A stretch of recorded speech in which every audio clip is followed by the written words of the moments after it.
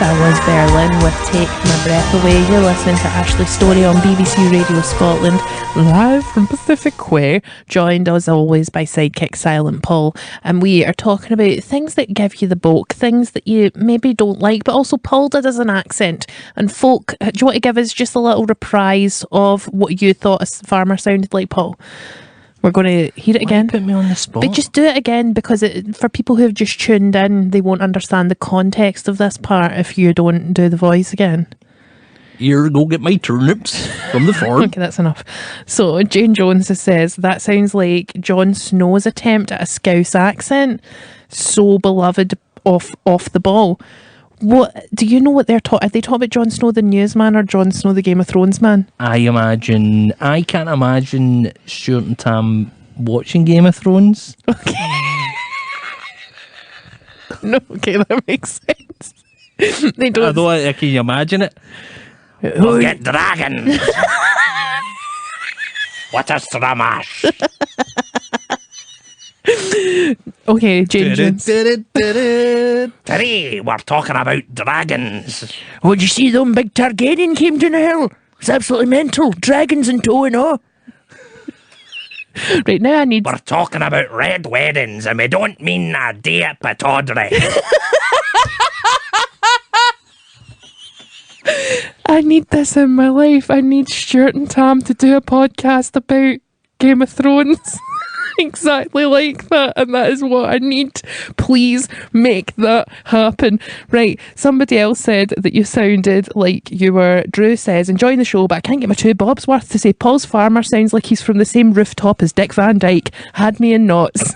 So people have very much enjoyed your vocal stylings. But we're talking about things that give you the bulk, things that you don't like. Simon says he doesn't like seafood, which a lot of people are funny about. I get it, yep. A lot of people are funny about it. The sea's scary. Well, the sea is unknown. And a lot of things that come from the ocean are delicious. Freaky. Oh, we went two different ways there. You just like the taste of salt, but you're going to eat that. It's basically things that have just been things that come from the ocean have just been brined for a long time. Naturally brined. Marinating in saucy, salty water. I love squid. I love oysters. I love mussels. I don't like whelks because they taste crunchy like bogies. I don't get how you can eat things like squids and tentacles and stuff. It just looks like something from Lovecraft. This is tasty. I don't know how else to put it. It's delish. Angie Chan says mayonnaise is her thing. It's the devil's spackle, and a lot of people have expressed their disdain for mayonnaise. Paul, where does that stand on the condiment hierarchy? I can eat it, but it's very low down because I get that there's a texture to mayonnaise that it can just be too oily. And leaves a coating in you, and I don't want that from a sauce. So I'm going to start this sentence, and it's going to sound really middle class, but know that my parents just left me with a French woman. When I had a French au pair called Michelle, she used to make homemade mayonnaise, but she could never do it when she was ovulating because she said it turned the eggs. My parents left me with that woman. So we're talking about ovulation here. Why are Stuart and Tam and your version of them so very, angry? They just get really gruff voices. Manly men. I like them on Instagram. They're buying a square sausage or having a pie and a fun time, and I look at it and I go, that looks tasty. I'm into that. Anyway, get in touch with us. Let us know what gives you the bulk. Next up, it's Bruce Springsteen, and baby, he's born to run.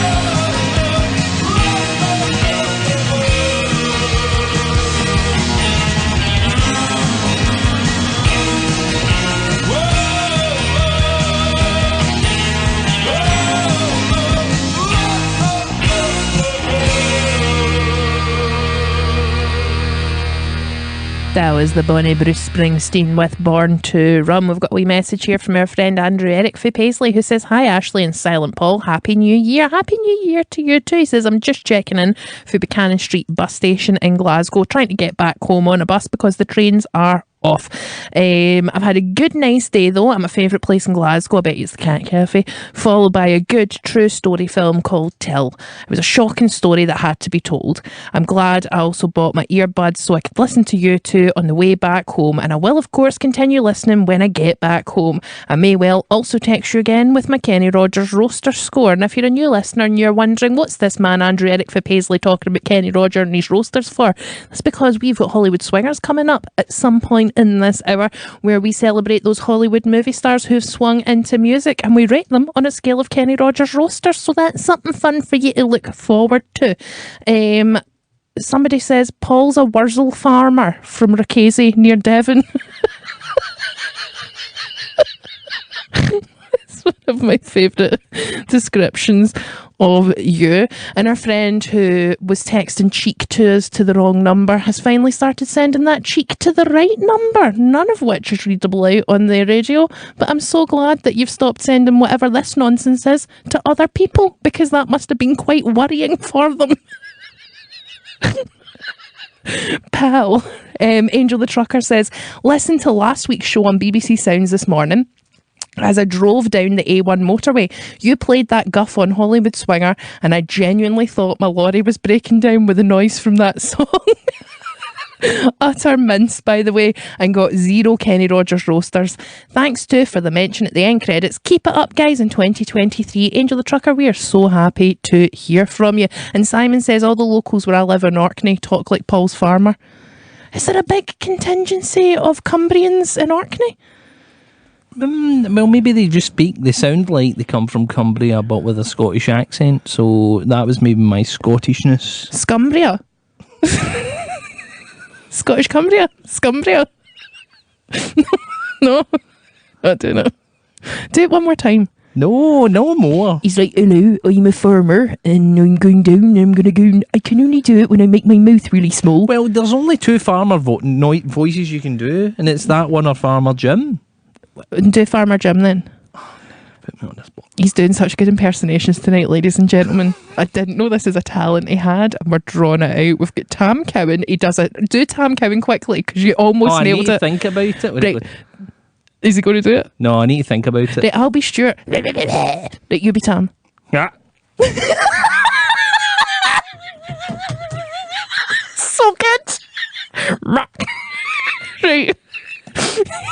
We need to get ourselves in gear. We need to pull ourselves together. We're losing the place. Here's Katie Lang with Constant Craving.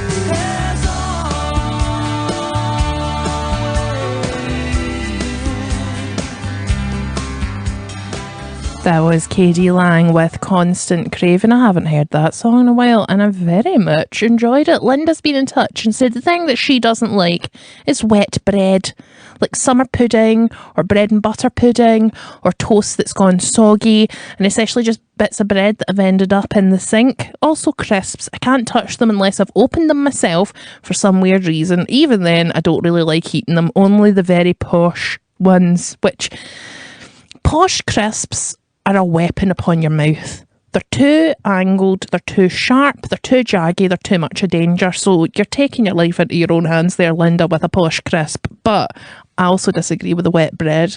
I love a bread pudding. One of my favourite, happiest childhood memories was my lunch ladies used to make this delicious dish called sandwich bake that was a savoury bread and butter pudding that was made of cheese and tomato sandwiches doused in egg yolk and then baked, and it was like a wet cheese and tomato sandwich, and it was so delicious. Big shout out to lunch ladies Liz and Sadie, who I remember dearly from being 5 and feeding me that because it was so good. You're not a fan of a wet bread, Paul? Can't stand a wet bread. I hate Really? it. Yep. You don't like bread and butter pudding? Nope. Can't stand it. What kind of puddings do you like?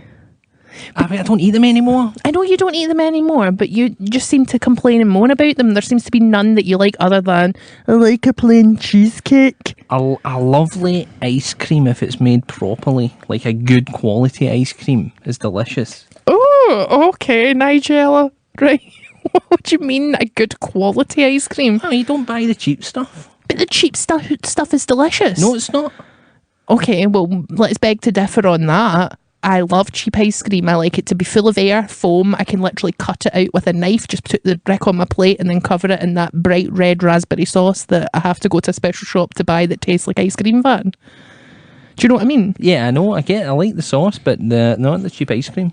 So what kind of... I'm not asking for a brand here, but like, what are you paying per litre? Oh, what are you paying per tub? Is it a big tub or a wee tub? Wee tub. Yeah. So like we're talking about plant pot size tubs. Yep. Right? And so what are you happy to pay for a tub of... You're at the 450 range. I'm getting like 2 litres for £1. That's too cheap. That's really nasty stuff. It's all the same. It's just frozen milk. It's going to hurt my tummy anyhow. It's not the same. They don't taste the same. What, are you getting just like vanilla or are you getting like You bits mix in it it? up. I like the ones with bits. I like peanut butter, nice peanut butter cup things. No, don't like peanut butter because I'm not a labradoodle. Yeah, I like different tasting ice creams. Like what? You've just said peanut butter, that's it. Anything else, it can have lots of things in it, bits of chocolate, bits of anything, but just... Mint chocolate chip. That's okay. So not mint chocolate chip, so not anything is what we're getting at I'll here. eat it if it's a nice one. Try There's to ones that are whittle just down cheap. what Paul's favourite flavour of ice cream has turned out to be like the Krypton You're factor. telling me don't name brands and then, but if I have to then start going into specific brands. Well, you don't have to, just what the flavour is. You don't have to say it unless it's like Ben and Jerry's and it's got a funny flavour name. Nobody's going to know what it is. Other brands are available. It might be that one. It's though. not going to be that one. I can tell you don't have the whimsy to be a Ben and Jerry boy. You're a Haagen-Dazs man at best. I've nailed it. I've nailed it. There we go. Much like Misty's life, he likes it plain. Get in touch via text 80295. Let us know what gives you the ick. Here's Maria McKee with Show Me Heaven. You talking about my palate?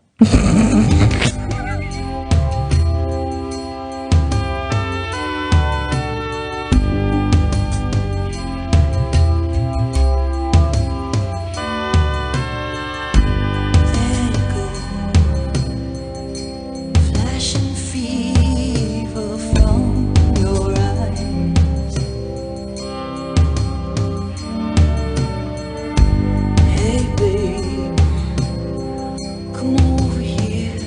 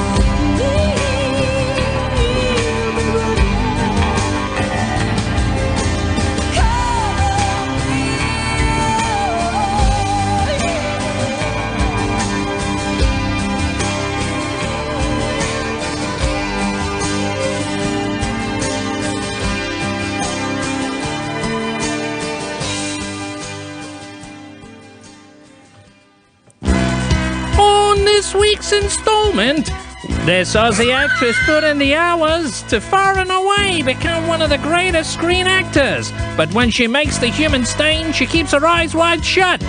Is this an attempt to die for, or is this redhead a Moulin Rouge? Because it's Nicole Kidman on tonight's Hollywood Swingers. That professional introduction where he stumbled at the first line and it broke me instantly means it's time for our favourite segment of the show, Hollywood Swingers, where we celebrate those Hollywood stars who have swung into music. This week, it's Hollywood legend Nicole Kidman. Tell me about her, Paul. Nicole Mary Kidman. Oh, Yeah, born 20th of June 1967. NMK. It was a Tuesday in Honolulu, Hawaii, to nursing instructor mother Janelle and biochemist and clinical psychologist father Anthony. Now I hear you say, isn't Nicole Kidman Australian? Well, yes, she is, but her parents were both living in Hawaii when she was born, as her father was studying there before they moved to Washington, D.C. for a few years before eventually moving back home to Sydney. Uh-huh. As a result, Kidman not only holds dual citizenship, but she was also given the Hawaiian name Hokulani, which means heavenly star. Oh, that's cute. Not so cute, it was also inspired by a baby elephant that was born in Honolulu Zoo. I 100% think that's incredibly cute, and I will not hear anything else upon it. Now, growing up in Sydney, Kidman was enrolled in ballet from a young age. She seemed to have natural talent, and she was first inspired by Margaret Hamilton's performance as the Wicked Witch of the West in The Wizard of Oz. Yeah, I'm a big fan of The Wicked Witch of the West. I know that as a actress, she had to do a lot of special clips for children, explaining that she wasn't a bad person and not to be frightened of her, because there was a lot of kids who were really freaked out by her You being. should be frightened of her. She's terrifying. Despite this, Kidman was a shy child. She battled a stutter, but during her teenage years, she would take up drama and mime as, according to her, due to her fair skin and her red hair, she could shelter from the sun by doing rehearsals in the halls of the theatre. That's so relatable. Now, during these years, she met up at the theatre with a school friend of hers. Just need to say that Nicole Kidman, one of the most beautiful actresses in the world, having the exact same origin story as every other theatre kid, where I'm going to get beaten or burnt at playtime, so I'm going to join drama club. It's great. It's great. Yeah. Continue. She saw that one of her classmates from school also went to the theatre, so she chummed up with her. They were best friends. It happened to be one Naomi Watts, who years later, she was almost ready to quit the business herself, but she was given a leg up into Hollywood by her lifelong friend Nicole.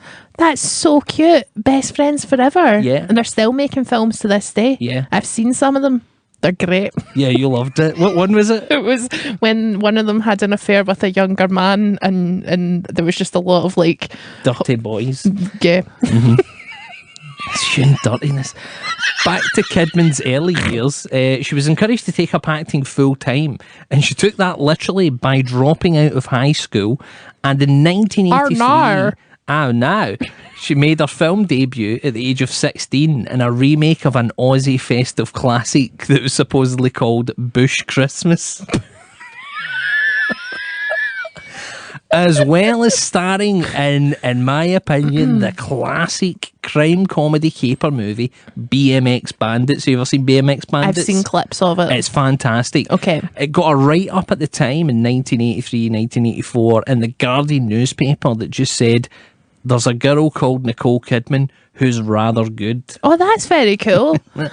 I believe that's also the inspiration for the moniker of the Scottish indie band of the same name. What? Is that film, BMX Bandits? Oh, right. I thought you were saying there was a band called Nicole Kidman who's rather good. After a few years of good parts in Australian films... Was she ever in Neighbours? No. Boo. Kidman's first big break came with a starring role in the 1989 thriller Dead Cam alongside Sam Neill and Billy Zane. Right. Despite her young age during the making of that film, she would have only been like 21, 22, but she plays the wife of Sam Neill. That is classic weird Hollywood age difference. Let's not get into Love Actually, where Keira Knightley is 16. Right. Kidman won critical praise, but also brought her to the attention of not just one particular movie star, but arguably the biggest star in Hollywood. Oh, let me guess, who is it?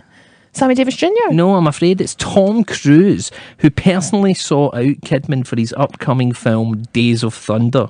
That Right. was the follow-up kind of action film to Top Gun, but Right. instead of jets, it was cars. And Show Me Heaven was in it. Show Me Heaven was the song from Right. it. And in her first American film, not only did she win praise for her performance, and it was a decent box office hit, but she also won the heart of her co-star Cruise, even though, dirty boy, he was still married to his then wife, Mimi Rogers. Oh, yeah, cool. Now, following the success of Days of Thunder, Kidman would star alongside Dustin Hoffman in the gangster movie Billy Bathgate, before starring alongside her now husband, Cruise, in the 1992 Western romance Far and Away. And I remember when that first came out, there was a lot of talk about it because it was, this married couple that was all salacious that were starring in a movie together.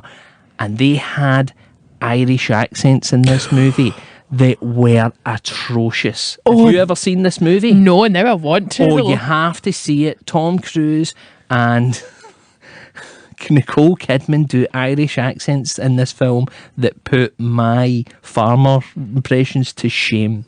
Oh, hello, Tom. How are you today? Like that kind of Yeah. riddle-de-dee. We Great. got to get to America.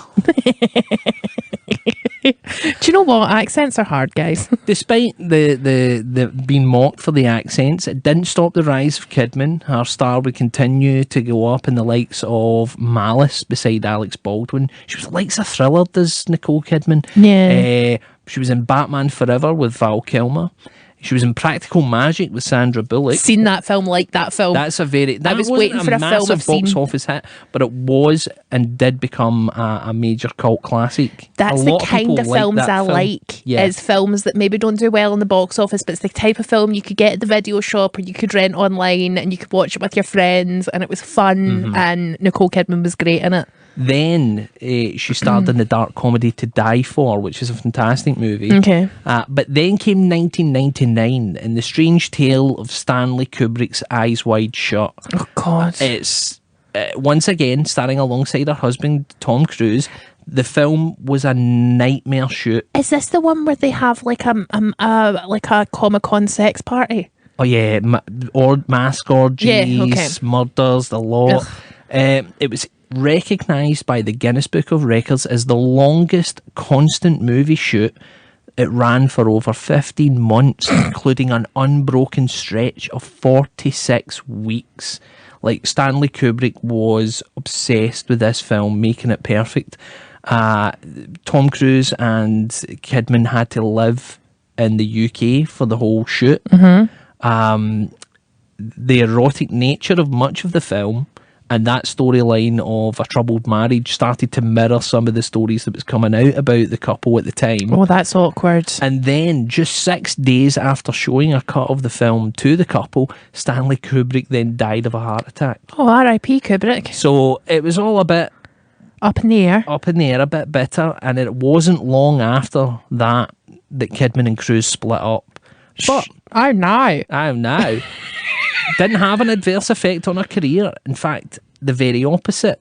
2001 saw Kidman star in both Moulin Rouge, a film that you have told me repeatedly today that you loved. When and it came saw out. many, many times. in Went to the cinema. pictures over Was and that over. a wee asterisk you put in there when it came out? When it came out, yeah. Not anymore. No, I wouldn't watch it anymore. Mainly because Ewan McGregor annoys me, but I wouldn't watch it again. But I really liked it when I was a kid. I loved Baz Luhrmann straight off the bat because he did Strictly Ballroom, which was one of my favourite films. And when I knew he was doing another film that involved singing and dancing, I was just really excited about that. But it was the first time I'd ever seen a musical where like pop music became part of the musical score rather than it being just original scores. I'd never seen that before, so I, worked thought in it was a pictures wild. in Glasgow, and Baz Luhrmann came in and hired a picture hall to watch one of his films. Was it Moulin Rouge? No, What was it? I think it was Australia?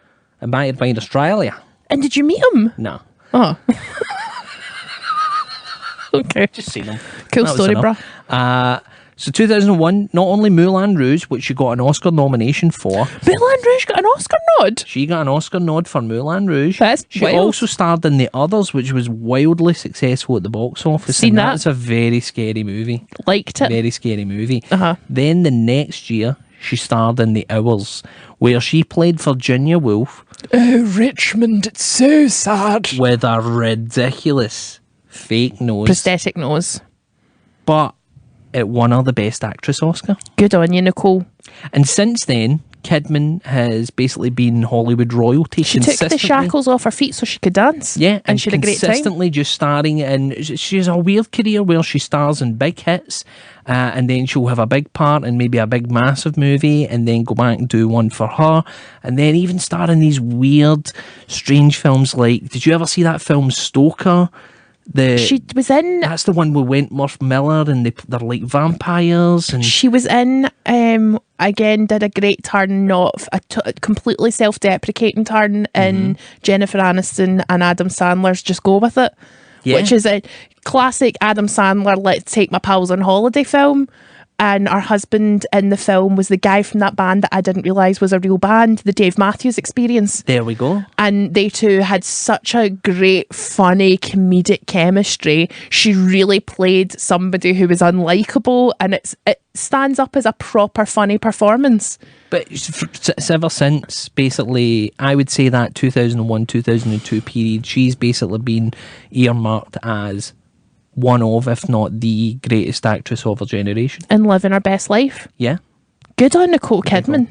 So tonight's song, and despite Kidman being one of the very few Hollywood swingers to have had a UK #1 hit, a Christmas #1 hit at that was with Robbie Williams, and of course we like to give them their due course. Their space. And go for a solo performance. So we're going back to 2001's Moulin Rouge, a This film is that like- you have seen many, many times. And Nicole Kidman's like sort of moment of self-actualization. She's coming into her own. She's just had a divorce. She's finding who she is. You know, this is her moment. Yeah, and she didn't give a grounded performance. No, in fact, one day she'll fly away.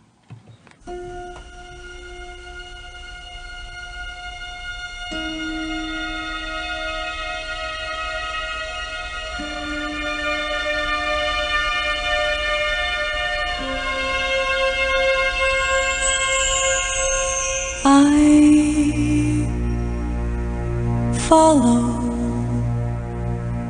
the night,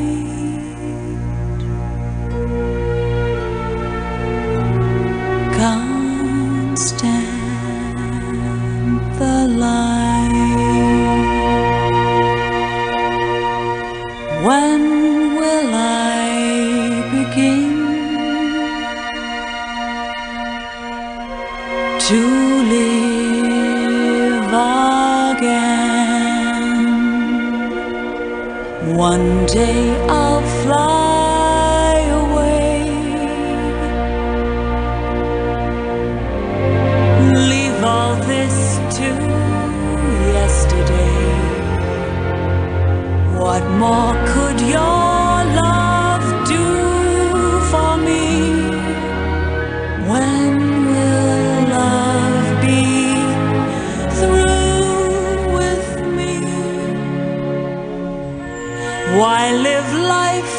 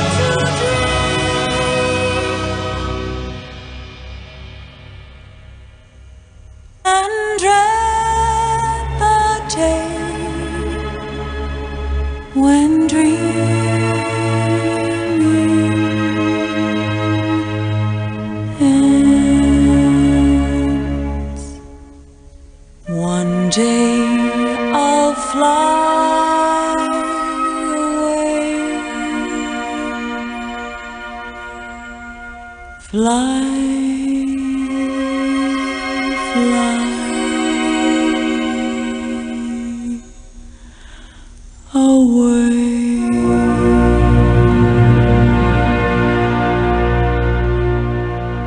was this week's Hollywood swinger, Nicole Kidman, with One Day I'll Fly Away. Here in the Ashley Story Show, we rank our Hollywood swingers on a scale of 1 to 100. Kenny Rogers roasters, Kenny Roger being the original and the best Hollywood swinger. Paul, I'm going to come to you first. What's your score for Nicole Kidman? There were a lot of high notes in that Yep. that could have been dangerous. Yep. She tackled them Yep. with aplomb. Mm-hmm. I'm going to give Nicole Kidman a very heady 80 out of 100 for that one. I have to agree with you, Paul. As much as, you know, there was a readiness to it, but that's, you're hitting high notes, you're hitting hard high notes. She did them well. It's not the only song she sings in this, so if you have a contextual idea, you know that she can actually chant a tune. So I'm going to give Nicole Kidman a solid 95 Kenny Rogers roasters for that performance of One Day I'll Fly Away from Moulin Rouge. But we can't be the be all and end all of scores. We need to hear from you. Get in touch with us via text 80295. Let us know your score for this swinger. Did you love it? Did you hate it? Kate and Sonny Oben says this is going to be bad. 12 Kenny Rogers roasters from Kate and Sonny Oben. Kate and Sonny Oben. Do you know what? I'm not going to scold people for their opinions. Your opinion's your opinion, and it's just wrong. Davy Hepburn in Aberdeen says 100 Kenny Rogers roasters for her voice alone and her performance. Wow. Agreed. And we didn't even get to like some of her more recent good work, Paul. We didn't even talk about, like, she was in that Norseman film that was a big hoo-ha. She was in that big TV show that everybody loved, The Little Ladies Who Lie. It's not Pretty Little Liars, Little White Lies. Little Big Lies. Little Big Lies. She was in... You loved her in Being the Ricardos. Yes, which she was where great. she played Lucille Ball. As Lucille Ball. Yeah. You hated that film, The Killing of a Sacred Deer. I did hate that film, The Killing of a Sacred Deer. It was very upsetting, but that wasn't Nicole Kidman's fault. And there is a scene in that where she goes into a car with a man that really triggers me and upsets me. And you've just made me remember how much I disliked that film. That's a really upsetting film. I mean, you even like, what was we mentioned that film, Just Go With It. Yeah, I've you seen liked her performance in that. And also, interestingly, is a remake of the film that Goldie Hawn, her first film that she made with Walter Matthau. There we are.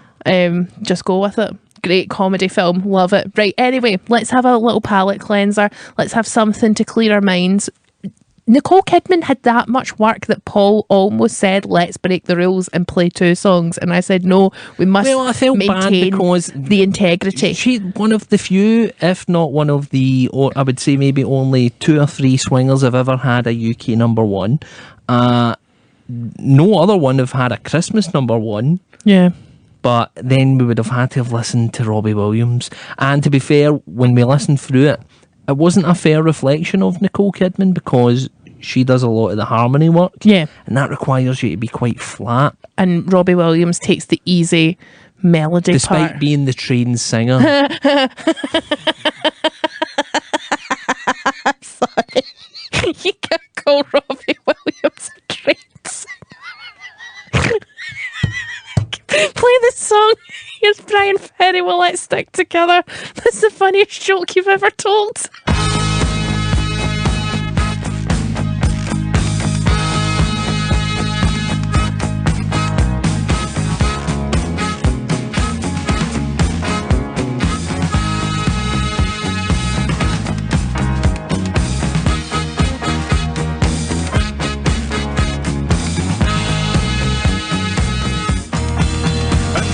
Marriage vow is very sacred. The man has put us together.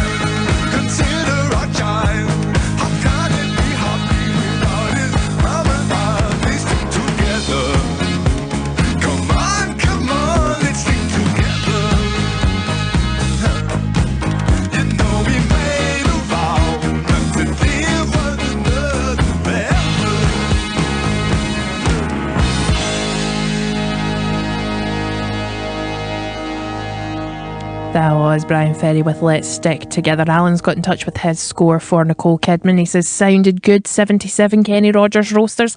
Lynn Williams has been in touch and says, okay, here we go, Ashley Story and Hollywood Swingers. Nicole Kidman is not a singer, a few FA notes there, but I think this was a charming performance. 70 Kenny Rogers roasters from our off-site adjudicator, Lynn Williams.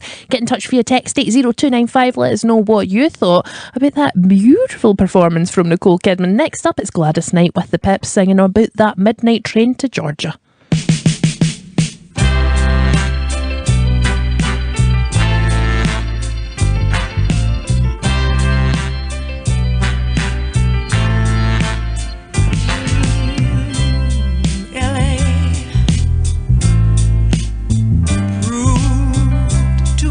For the man, too much for the man. He couldn't make it, so he's leaving the life he's come to know. Ooh. He said he's going. He said he's going back to find.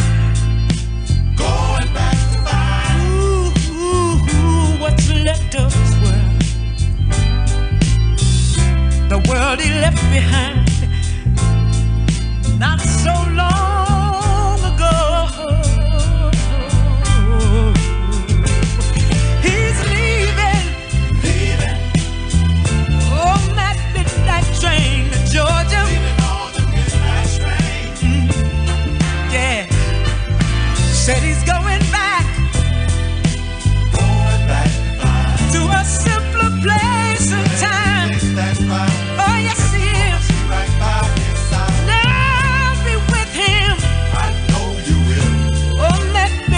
Train to Georgia. Leaving on that midnight train. I'd rather live in his world than live without him in mine. World is his and hers alone. He kept dreaming, ooh, that someday he'd be a star. A superstar, but he didn't get far. But he sure found out the hard way that dreams don't always come true. Oh no. So he pawned all his hopes. And he even sold his old car. Bought a one-way ticket back to the life he once knew. Oh yes he did. He said he would. Oh, he's leaving on that midnight train to Georgia. Yeah. Said he's going back to find a simpler place and time. Oh, yeah. And I'm gonna be with him. Oh, that midnight train to Georgia. I'd rather live in his world than live without him in mine. Oh, he's leaving. Oh, no, Jim in Netherley says, I see what you did there, Paul. Midnight train to Georgia just before midnight. The show isn't just thrown together. I think that was on accident, Jim in Netherley. But as Jim says, it's coming up for midnight and there will be the 12 o'clock news. It's definitely an accident. But before that, here's the adventures of Stevie V with Dirty Cash.